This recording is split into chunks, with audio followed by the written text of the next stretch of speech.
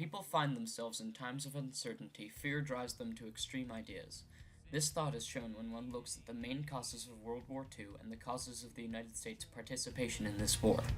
The rise of dictators to power before World War II conveys this message very clearly.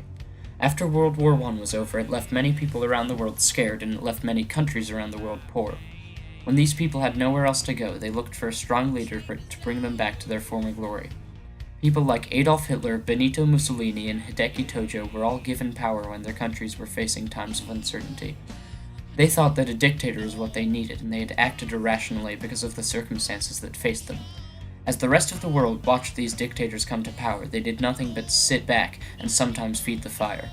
Countries like Britain and France almost encouraged dictators like Adolf Hitler by giving them little pieces of land to prevent war.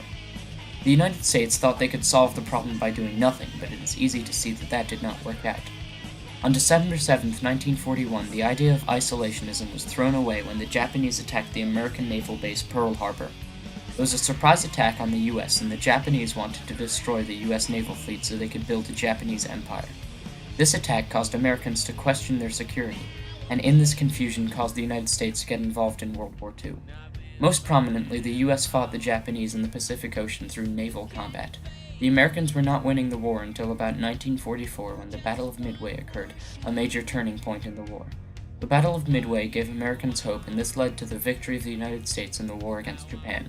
This fight had sprung completely from the uncertainty that was left behind after Pearl Harbor.